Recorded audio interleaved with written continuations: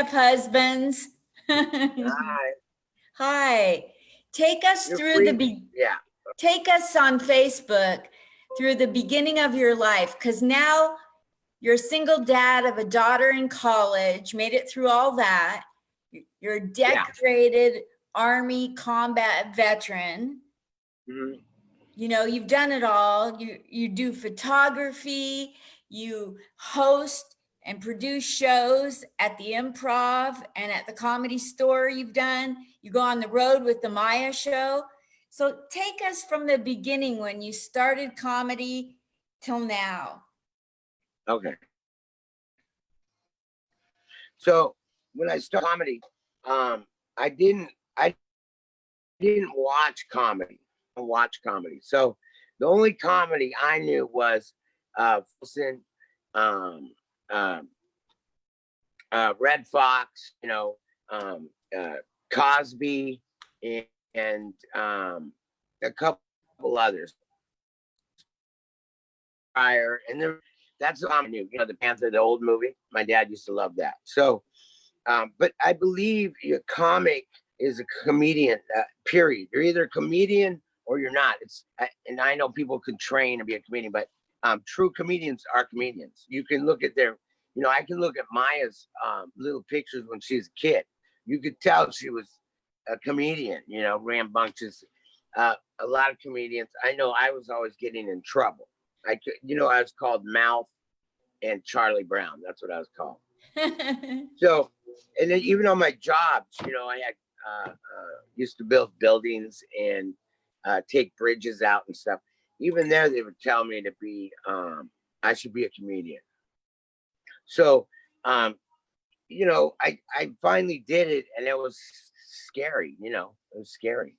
And the only place, so I know a couple famous comedians. Before I was a comedian, they're famous, and that's what they do for a living, and that's all I knew. I asked them what to do, and they said, "Just do it." That was all the advice they gave me, and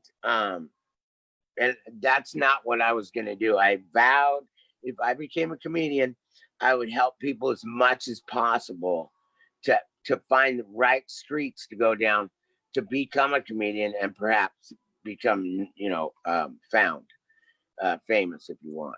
But so I went to improv class because I didn't know, and people were saying, I'm an actor and I'm a dancer, I'm a voiceover, and I'd be like, I'm a construction guy.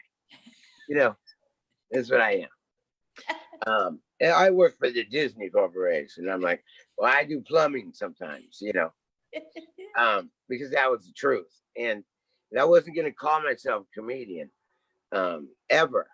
So when I started, someone directed me to the Ha Ha Club because they do open mic every day, right? So I did the Ha Ha Club, and I did a couple contests.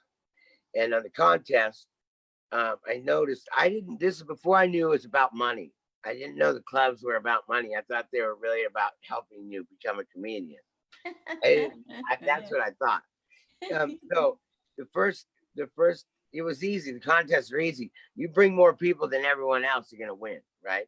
So the first night I brought 30 people, and another guy brought 35 people, and I got second place, right? So then the next competition was for $300. So I didn't bring anybody. I didn't tell anyone because I wanted to see if I was really funny or if it was my friends. So when I told the club owner that, he goes, "How many people this time?" I said, "None." I made sure it was a secret. He freaked out. He goes, "You're not bringing anyone?" "No, I want to find out if I'm funny." And then I got the Ice House. I auditioned for that, and the guy gave me 60 tickets, and I said, "I'm going to need more than that." He said, "No." I said, "I need 120 tickets." So my first night at the Ice House, I brought 110 people. They had to kick back 6 people, and I got paid like $185. Jeez. I know, and I kept bringing like 60 people. This is before I knew that's what they wanted. I still didn't know that. Wow. I just thought, in fact, I told him you're going to need 2 servers. And he goes, I've been doing this a long time. Okay. I don't need 2 servers. We had more people than the main stage. And they'd show up early. I told them to show up a half hour early. You should open early. And when I got back from dinner, they were all there. All I knew was if I had a great lineup, I had a great lineup all the time because I was fairly good at the beginning. So they would put in 11 and 15-year vets, right? So you had a good show. So even if I sucked, my friends would have a good show. That's all I cared about. Even if I sucked, you still have 5 other comics that are funny. So, and I did the Ice House 6 times, a different set every time. What? 10-minute set every time. Well, I know it sounds great, but you got to put that together and remember it. Yeah, because I have a lot of improv ability. I can lay out a good set with just 1 word premise, But as you get better, you realize you have to get that down. You have to nail that, record, do whatever you want. But so I try to record every set and then go over because I'm not a writer. I go to church and I pray to God to help me. For me, transitioning when you're on stage, transitioning from getting coffee and riding an elephant, say, in a joke, it has to transition so don't skip a beat. I don't like this start stop stuff. I like to take you point A to point Z, and you didn't notice, So I go to church and pray for him to help me put it together. It's cheating, but it works. And I pray before I go on stage. So how did you wind up being a host and a producer? You just I took a class. After 1 year, I was doing good. All right. I mean, of course, I'm bringing all those people, but I don't even watch sports. Kobe Bryant, I heard the story. Kobe Bryant had won the game and he had scored 40 points or something. He went from the game home and practiced with his other coach for 2 hours to nail this shot, even though it just kicked ass. So I thought, listen, if Kobe does that, right, and he's great, I should do it to enhance. And then I found a coach that didn't want to change me. They wanted to create what I have and make it better. I didn't know what setup punch was. I didn't even know what that was. Yeah. Yeah. So I urge everyone for my ears to go to a class, take a class, learn the basics of comedy first. And with comedy, not everyone's a comedian, but it can drive people everywhere in the entertainment business. There's great writers. We taught, I was there for 4 years at the classes. And so I started teaching class. He's a philosophist and I'm a realist. So I get the basics of the comedy, get to the point, right? And because when you first start, you have a setup that's like 5 minutes long with a 1 second punch, right? It's just droll, right? But you don't know that when you're starting. And you also cuss too much or you hum and haw, all that stuff. I cussed too much when I first started. So I got rid of all the cussing, which was hard. It took about 8 months. And now I'm working on stuff and putting a few more bad words in there here and there for effect, Yeah. A little bit. I don't believe you have to cuss to be funny. No. And go ahead. You just add it for a little extra effect. Yeah, or I get excited. So I'm really excited, right? All the time, off the hook. And so I just added that more excitement. Yeah. I've heard your energy when you've done the Maya show and hosted it. I've run across some of those clips and you're very high energy. That's not an act. Yeah. That's just who I am. And that's another thing. I tell the truth. Well, 80% is truth and 20% exaggerated. You don't know what I'm putting in at. But so it's not hard for me to remember remember something because it actually happened. You know, Exactly. it might be a little crazy. That's what I love about comedy. I love comedy, and I'm with a couple entertainment companies, and they pay me okay, but some people say it's not enough. I am amazed that they pay me and they feed me and they give me a bed. Right there is success to me. I get a suite to do comedy. You know, if I'm not a headliner, so it's 90 minutes for the whole weekend. You know, maybe sometimes 180 minutes, but for $1,200 plus room and board, right? Room and board, and I drive everywhere because I like history, so I drive everywhere. But I'm good with it. And you could be in a, this is the crack up. I could be in a 600 seat venue, and then the next night I'm in a casino at a bar where I have to unplug the TVs myself because there's no stage. You know what I mean? It's just a light. So it's up and down, but you know, it's a good job. I get to vent all my stuff, you know. What's your favorite bit about? You know, I don't I do a bit on my daughter, but I do my mother. I have a lot of people like my mother's story. And you know, so those are the requests I get. And my daughter, all that shit's true, most of it, except my mother doesn't have red eyes and she doesn't float. But now my mother has cancer. Oh, And sorry. yeah. Okay, don't get sad because I'm working on this bit. So she does have cancer. And I was telling my mom, you know, Mom, now what I'm going to do?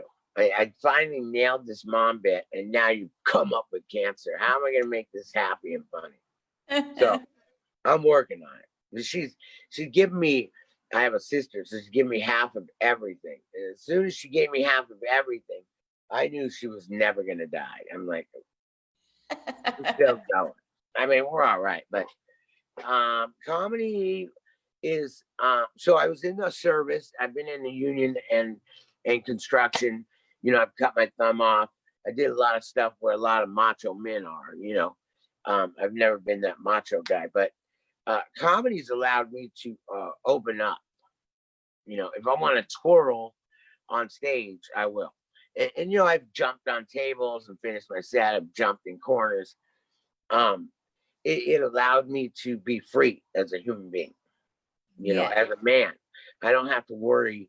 You know, one thing about war is you don't ever have to prove yourself ever again to anybody, you know. So you're not into violence and you're not into anger or you're not into threatening people. You don't have to prove you're a man. So I can wear a gold purse if I want, you know, it doesn't matter. Comedy is real freeing to me. And in our classes, a lot of times comedy, there'll be lawyers and doctors and money people that can't talk to people. So the classes open them up just to be able to talk to people. So, you know, comedy is kind of healthy. So freeing. Yeah, it's just the Hollywood part. The part I'm having a problem with is how people will relationships do not have to be based on what can you do for me, and now that you can't do anything, goodbye. So I don't come from that. So I'm having a hard time with that right now. I don't blame you. You should have a hard time. I get Parts so of me want to just leave it. Like I have my entertainment buddies. I'll do the comedy when they call, but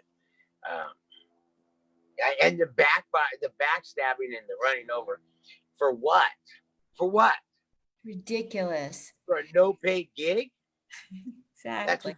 That's what you're getting rid of a friend for? I can see if somebody like steals a joke or steals a bunch of jokes or steals money, but just Right. because you're trying to compete, I've seen people get passed at a club and then people will start and make up stuff just to try to get them derailed. Yeah, I don't. You know what, people? Well, here's another thing. Then you got the pros. Right before they make it, right? It's that zero zone where they They can't really do a lot of film stuff because they signed a contract, but they're not making any money. They're paranoid. You know, if they've been in the business long enough, they're paranoid. I am not jaded. I believe you can accomplish anything you want in this business. It's no different than any business, right? If you can get the revenue in, then you'll be allowed to do whatever you want. So you just got to go for it. With the Maya show, we brought in palm trees and characters and bands and music and dancing, and Maya and Heather sing me on. You know, that hadn't been done before. We didn't ask. You just set up. You set up, and before they know it, it's set up. And then what do? You know, they can't say no. I don't believe in asking the first time you're going to do something radical. Just do it. Make it good. Make it profitable for the club, and everything will be fine. Yeah. And the clubs in LA don't pay, but they're world renowned. So yes. When you're at the Comedy Store or the Improv, you know, the Improv was the first club to be on television. You know, I didn't know that. Yeah, or I think the 70s or something, early 70s. They had a comedy night and stuff, right? So, and the Laugh Factory, you know, the Laugh Factory is a big deal too. It's a big honor to be there. That's a serious club, and they all each have their own personality. That's what I love. They all have, and you know, as much as I don't like some comedians, their comedy sucks. I miss all of them. You know. Yeah. Miss all of them. You would think with this pandemic that we're going through that people will be a lot nicer to each other when we get out of our rooms. Well, you know, I don't know about that. I don't like. I mean, I hope. I mean, I tried to, you know, I do comedy because I love it, period. And if I make money, fine. If I don't make money, fine. I've invested a lot of money into a lot of shows. I didn't make any money. The one show I had for 14 months, I lost $300 the first time. Then I kept losing less and less. And one night I made $89, and it was like a victory, right? So you got to put that aside too. You can't perform in lack, and you can't do this to make money. You cannot go after this showbiz thing wanting to get rich. You really got to have a passion because it's a lot to take. Yes, it is. I'm a little older. So when they light that ring and want me to jump through it, I usually don't. Not into that. I don't know if I want to get famous. I've done a lot of crazy stuff in the past. You know what I mean? I don't need that to come out. You know what I'm saying? Well, I think you're pretty famous among the comedians. They all respect you. And you must have, especially Maya's fans must adore you because they've seen you host and produce. I'm a terrible host. No. I am a terrible host. And because I can't remember producing and hosting, so I'm worried about time all the time. Getting everybody their time and getting them in. So I cut my set short. I'm worried about time. I'm worried about time when I'm doing time. And then I can't remember the names because my brain's not that big. So I'm a terrible host. And people love it because I'm terrible at it. Well, I would think that you're in the moment though, and that would make you a great host. Yeah, and you know, Maya and Heather and the whole crew, Adam Barnhart, the Improv people and the Comedy Store people. If you're consistent, if you're driving and they see that, you know, everybody's really for you. I mean, I personally am sober 11 years, so I base most of my life on truth.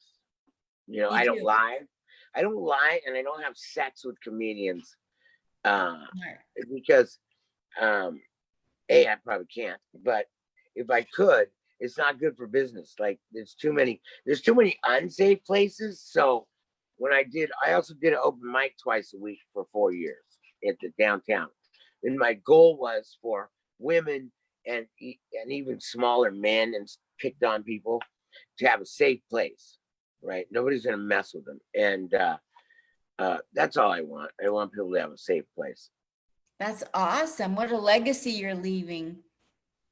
Well, about 12, maybe 13 years ago, I decided to be nice, period, and not judge.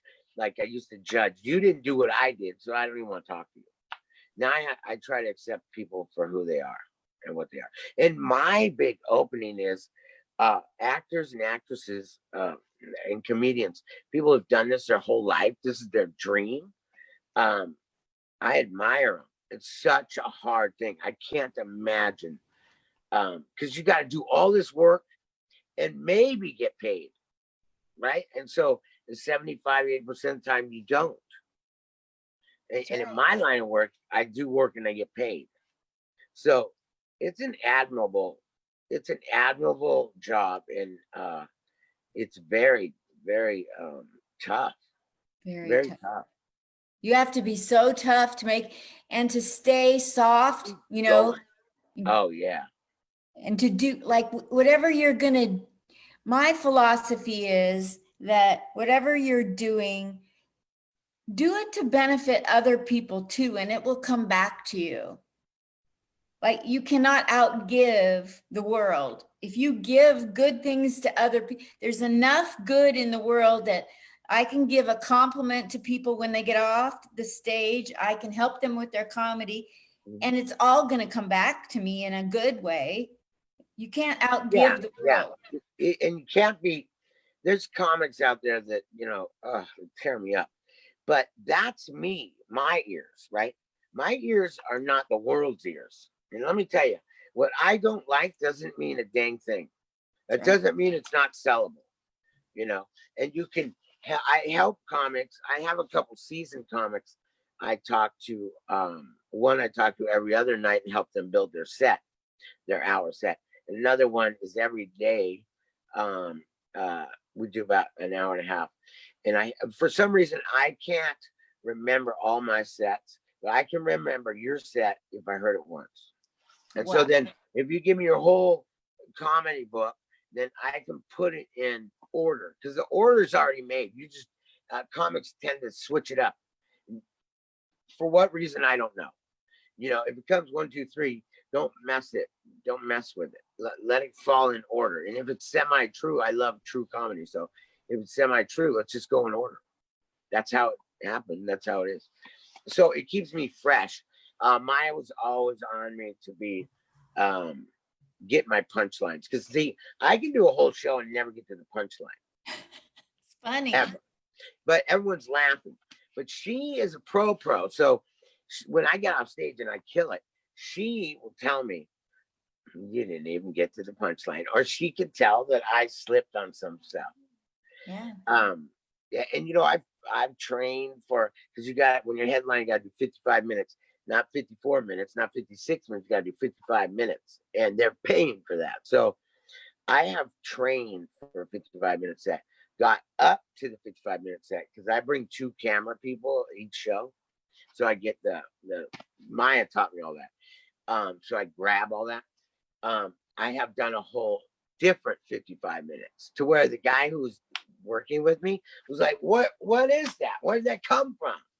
But I got in a different zone because of the feature brought in some element I was thinking of, and it all works out great. But that's how my brain works. I have this other brain that always wants to pull a new file. And you got to know when to allow him to pull the file and use it, or I'm not ready yet. Because another thing with comics, new comics, you remember, if you get a new joke, and I've had comics come to the show, new comics, pull up and say, I just figured out a whole new 10 minutes in the parking lot, which is not going to work. And I let them do it because I can see at that one point in that joke, they just realized, I already knew it. They just realized they don't have an ending, but they're already on stage. So it just falls. So you have to be careful. Yeah. You have to get that down. The audience is paying money, right? 25, 60 bucks a night. They want to see a show. Be a professional and bring your A game. Don't phone it in. Because if you phone it in on my show, I'm never calling you again. I won't tell you that, but you'll never be on the show. Wow. So what's the biggest thing that you personally have seen go wrong and go right at a show? Oh, the hardest part is one of the hardest things is I had a show every week at the Comedy Store, and it was For on a 5 years. Sunday. Yeah, it was on a Sunday. Okay, so on Sundays there's a bunch of things, award shows, Super Bowl, uh, um, Valentine's stuff, all these holidays, right? Christmas, everything, and you have to get those seats filled, right? Every week. So we had to have students. So I was able to grab students, friends, of course. But then the other part is, who do I bring on award shows? You don't bring in certain groups of people, right? Certain groups of people are going to watch the award shows. Certain groups are not going to watch it. And the ones that don't, that's who you bring in. And just like on another holiday, that other group, and it could be color based, do not do that. So then, you know what I mean? But you got to Yeah, be aware of cultures. absolutely. And as a comedian, you should be aware of, you should be able to read people, right? Yeah, read people. And so it helps. But the worst thing I've seen is the guy fired the producer the day before the show, and that producer put out information saying the show was canceled, but it wasn't. Oh my So we did, and so they were going to kill the show, but we were all there. So we put on a show for one person, who was one of my friends from the AA, who had relapsed that night, who was drunk in the audience, and they got to see 10 comics perform, and they were laughing, but they were wasted. That's probably the worst. Wow. Yeah, yeah. That takes the cake. What's the best thing you've ever seen happen at a show?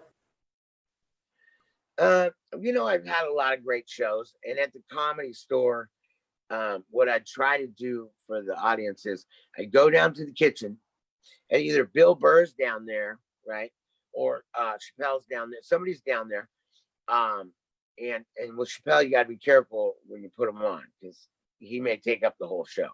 Bill Burr, I can say, Bill, I got 10 minutes. Can you do 10 minutes? He'll get off in 9 minutes.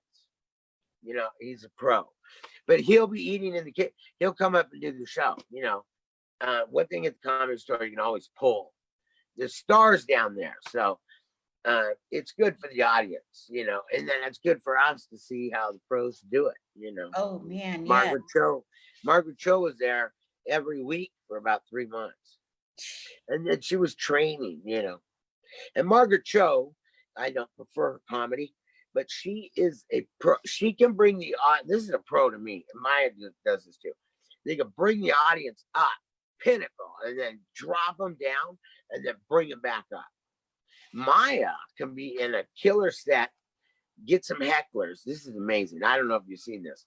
And she can snap on those hecklers like a gangster, and then come back and continue her wonderful set. Not skip a beat in the same word sentence, Wow. just like that. And those are some of my favorite parts. Wow. To see the pros really put it together. It's a different level. I love to go watch all the best of the comedy, when I was in Portland, Harvey's Comedy Club would let me come to every show all week long. And so I saw 7 shows a week. Wow. For like 2 years straight. And there's just nothing like that. Education Live, nothing like it. Oh, yeah. Yeah. Well, we got Rita at the Improv. I think she's been there 25 years or longer. And she does, now this is a woman who doesn't have to do anything. She does the open mics on a Sunday, right? And she's there taking notes and helping people. What? Because she's not a comedian, but she is a comedian. She's a true producer of comedy. There's a lot of key people in the whole comedy realm that may never get on stage, but are key reasons why some people become famous, and you got to keep your ears open, and you got to be willing and open to change and take it. I have Maya, and I have some other pros. And I only have like, you've got to trust. When I get off stage and kill it, Maya doesn't say I kill it, right? She's going to help me. And this is what I want. I don't want to hear how good it is. I already know. I saw the crowd. I want to know what I need to fix. And a pro can see it a mile away. Audience can't see it. She sees it. She knows when I shortened it up or I forgot a word or, and like she said, you cover it up with your noise and your hands so people don't see it, but she can see it. And that's what you need in your corner. You need a person and you've got to be able to take it. You do. Somebody asked me, would you help me with your comedy? And they just got off stage. And then I said, do you want the truth? Right? You want the truth? So, and this person didn't know it, but I've been trying to figure out their shit for a while. Because I like to find out what's missing, right? Why isn't that joke hitting it? It's funny joke, but the delivery's off. A lot of times the delivery and your freedom of it. Because I noticed they'll do one joke they're real comfortable with and it sells. The other stuff they're not, so it tightens up, The audience wants to see you're free. That's why I like black clubs. Black clubs and Australians will tell you how good you are. Wow. Just that you'll feel it. If you're not funny, they're not gonna laugh. And so I used to do a lot of because I had a couple of friends that produced shows in Inglewood and stuff. So you go to a black club, and the best part was free fried catfish. That was what you got paid. Catfish and chicken wings. I'm all for it. But they'll tell you when you're not funny. And stay on your, stay on your lane. Yes. Don't pretend. Yeah, don't pretend you're something. You're something. Don't try to be something you're not when you're doing Yeah. Like, I don't think impersonations, unless they're really perfected, if you're trying to be somebody else, be yourself. Right. And what happens is I think a lot of new comedians will watch a particular comedian they like and think they can emulate that comedian. Number one, you're not world famous. So you can't go out and say certain things because it's just a person bitching. The other person has we know who we're getting. Cat Williams, right? He's my favorite. Cat Williams is my favorite comic. I love him. And because it's truth, whether you like it or not. So Cat Williams delivers and he studies where he is, his location. So he can talk about local places. You feel like he's part of your community, right? And he goes through all the colors of people, bashes all of us, and then brings all of us up in the end. If you really listen to it, that's amazing. That is amazing. Yeah. And, some of Maya's comedy, it's so, I can picture it so well. I get hungry sometimes because she's talking about an Italian dinner, but the description of it all, that's real comic. I'm listening. No, I know. I've been really lucky to always be around upper level comedians. That's another thing I was told. You have.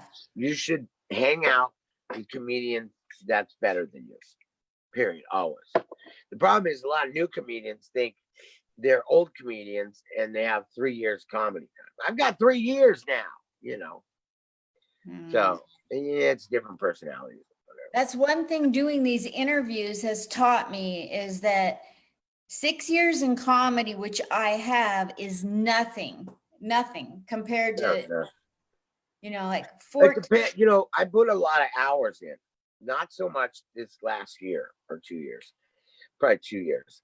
But I started honing my open mics and my shows where they're valuable to me. A lot of bar shows and stuff I don't do unless the producer, I know them, and then I'll do it out of a favor. It's not my favorite forte. Yeah. Because you got to change up your comedy. You got to feel the element. I learned that with millennial shows. They don't want to hear about me being a dad. You know what I mean? They don't. They do want to hear about me bitching about modern technology and texting and emails, all that, you know, Instagram, because I'm an idiot with it. So they like that, you know, it's just the truth. That's all. They Yeah. like the truth. Well, you've been amazing to get on here, and we had trouble getting connected at first, and you went through the whole second round to get on here. And unfortunately, now I have to get off and go do my 7 o'clock interview. Okay, well, I'll watch it. Okay, it's going to be All right. Dwight Hasklin. Okay, cool. Well, your hair's on point. So have a Thank good night. Good night, Jeff. Thank you Thank so you much. so much. Okay, bye. Everybody's talking at the comic spot. The comic spot.